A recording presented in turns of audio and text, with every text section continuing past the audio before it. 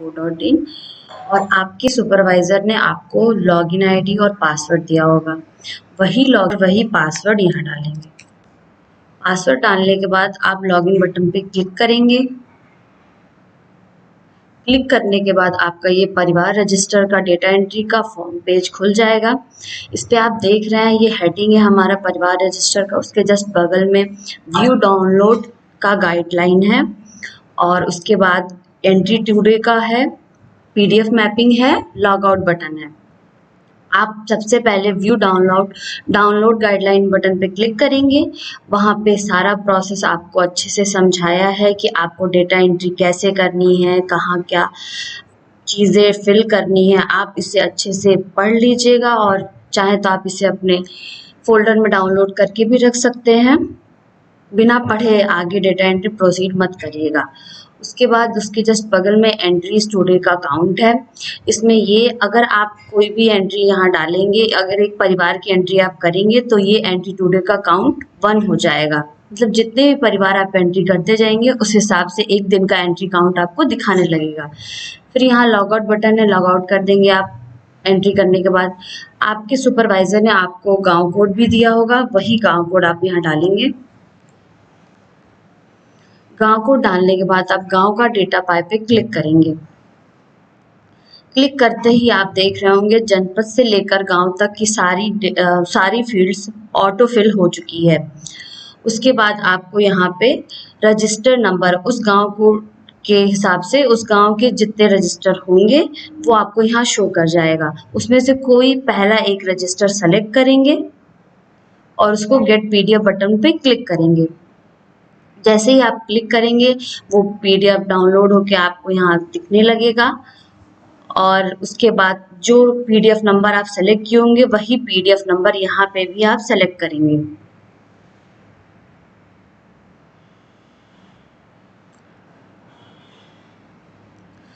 इसको अच्छे से ध्यान रख के करिएगा, कोई ऐसा ना हो कि पीडीएफ नंबर कोई और सेलेक्ट कर लिए, कहीं से भी स्टार्ट कर दिए। जो पहला होगा वही हम सबसे पहले सेलेक्ट करके ही स्टार्ट करेंगे। थोड़ा टाइम लग रहा है। जैसे ही आप पीडीएफ खोलेंगे आपका इंडेक्स पेज ओपन होगा और अगर नहीं भी आपके पीडीएफ में होगा तो कोई दिक्कत नहीं है। आपको मैं बता रही हूँ कहाँ से आपको डेटा एंट्री स्टार्ट करनी है। ये आपके सारे इंडेक्स पेजेस हैं। जहाँ आपको दिखेगा परिवार रजिस्टर का हेडिंग, वहीं से आप समझिएगा कि आपको डेटा एंट्री स्टार्ट करनी है और ये 12 कॉलम्स हैं। यही हमारा डेटा एंट्री का फॉर्म पेज है। तो सबसे पहले आप ये देखिए कि यहाँ पे फ्रॉम पेज टू पेज है। अगर हमारा फ्रॉम पेज 14 है, मतलब जिस पेज पे हमारा डेटा है उसी पेज हम फ्रॉम पेज डालेंगे। और अगर फ्रॉम पेज और टू पेज सेम रहा, मान लीजिए हमारा ये परिवार है 54 चंद्रपाल, तो ये सेम पेज पे है तो हम लोग सेम पेज ही डालेंगे। अगर दूसरे पेज पे भी उसका कोई परिवार का मेंबर है तो हम यहाँ पे 15 डाल सकते हैं, अगर नहीं है तो हम सेम पेज ही डालेंगे। आपको अच्छे से अगर नहीं दिख रहा हो तो आप इसे जूम इन जूम आउट कर सकते हैं। उसके बाद आप मकान नंबर डालेंगे अंकों में और अक्षरों में। मकान नंबर अंकों में मतलब है कि अगर आपका जैसे एग्जांपल आप ले लीजिए ये 54 है तो हम 54 यहाँ लिखेंगे अंकों में। अक्षरों में हम यहाँ लिखेंगे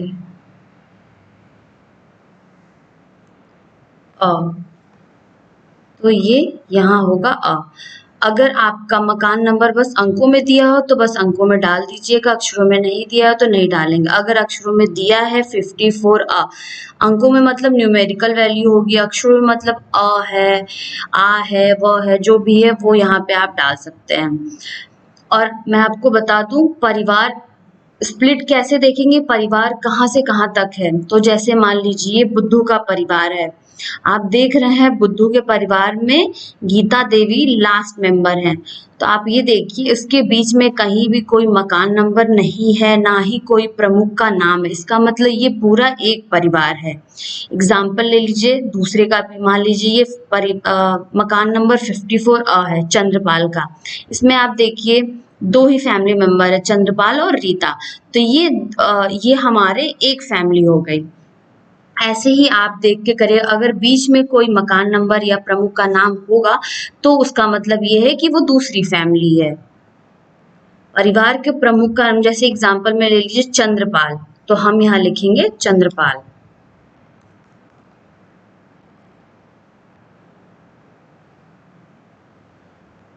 चंद्रपाल।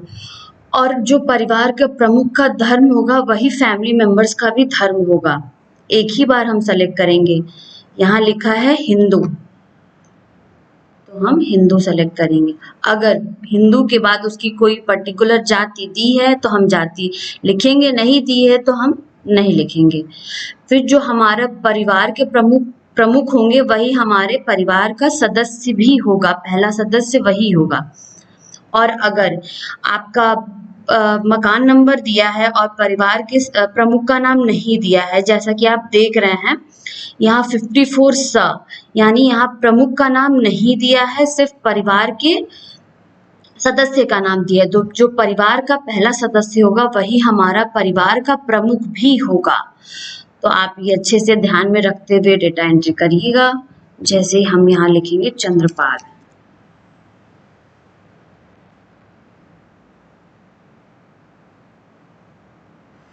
पिता का नाम है गोवर्धन।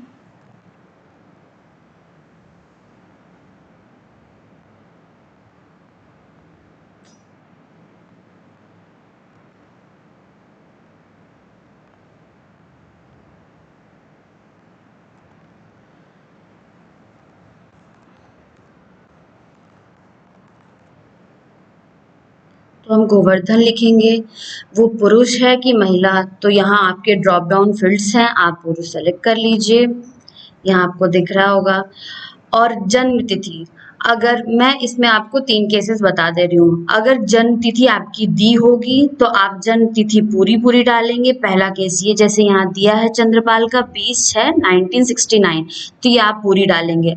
अगर दूसरे केस में होगा, मान लीजिए आपका सिर्फ वर्ष दिया हो कि 1950 है, 1979 है, तो सिर्फ आपको वर्ष ही चेंज करना है, मंथ और डेट सेम रहेगा। और तीसरा केस ये रहेगा कि मान लीजिए आपका जन्म तिथि दिया ही ना हो, तो आप जो डिफॉल्ट वैल्यू जो पड़ी हुई है, जैसे 01/01/1900 एज इट इज रहने देंगे, उसमें आपको कोई छेड़खानी नहीं करनी है, कोई भी अपनी तरफ से कुछ भी ऐड नहीं करना है। व्यवसाय जैसे दी है खेती, आप यहाँ डाल लीजिए। इसमें दिया है 1969, वो आप डाल लीजिए। व्यवसाय दी है आपकी खेती, तो हम लिखेंगे खेती।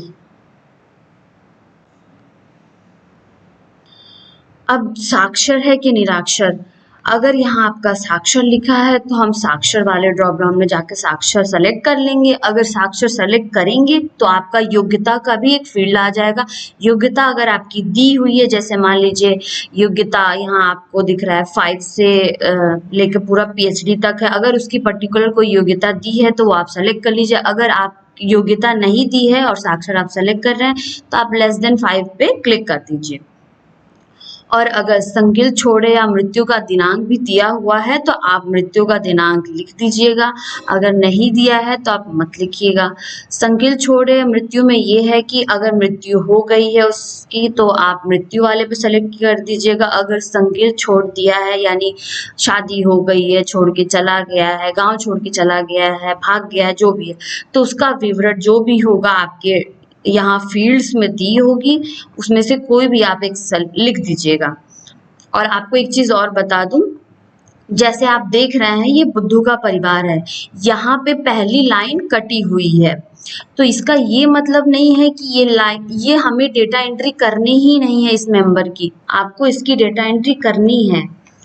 आप ये मत सोचिएगा कि वो हमें नहीं लिखना। अगर आप ऐसा करेंगे तो आपके ऊपर एक पेनल्टी हो सकती है, इसीलिए आप बहुत सोच समझ के करिएगा। बाकी सारे डेटा में सारे मेंबर फैमिली मेंबर्स को आपको लिखना है, कहीं से भी कोई कट है नहीं है तो आपको ऐसा नहीं करना उसको छोड़ के आगे बढ़ जाना। आपको सारे फैमिली मेंबर जितने फैमिली मेंबर दिए हैं उतने आपको सारे लिखने हैं।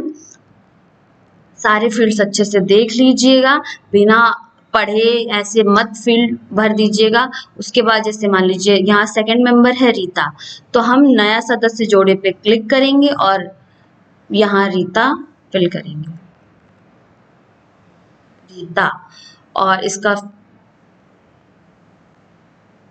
पिता का नाम चंद्रपाल, पुरुष है कि महिला, तो महिला है। उसका जन्म तिथि क्या है, 1/1/90। देखिए जैसा कि आप यहाँ देख रहे हैं एग्जाम्पल, सिर्फ यहाँ पे वर्ष ही चेंज है, बाकी सारे फील्ड्स एज इट इज है। तो आप यहाँ पे 1969 लिख दीजिएगा। व्यवसाय क्या है, खेती, तो हम खेती लिखेंगे। साक्षर है कि निराक्षर, साक्षर है तो साक्षर पे। उसके बाद योग्यता अगर उसकी नहीं दी है तो हम <5 पे क्लिक कर देंगे। बाकी सारे फील्ड्स आगे नहीं दिए तो हम यही रहने देंगे और सेव बटन पे क्लिक करेंगे। जैसे ही आप सेव करेंगे हमारे एक परिवार का डेटा एंट्री कंप्लीट हो चुका है और आप सेव करते ही आपका एंट्री टू डे काउंट यहाँ पे 1 शो करने लगेगा। मैं आपको करके भी दिखा दे रही हूँ। सेव सक्सेसफुली हो चुका है और ये एंट्री टू डे 1 हो गया है, जैसा कि आप देख रहे हैं। ऐसे ही आप दूसरे परिवार का मेंबर, दूसरे परिवार रजिस्टर करेंगे, वैसे ही यहाँ पे काउंट बढ़ता जाएगा। और आप पूरी अच्छे से देख के समझ के गाइडलाइन अच्छे से पढ़ के ही सेव करिएगा, बिना पढ़े कोई ऐसा सदस्य मत छोड़ दीजिए जैसे कटा है, नहीं दिया है। आप एक बार अगर ऐसा कोई दिक्कत होगा आप अपने सुपरवाइजर से पूछ लीजिएगा।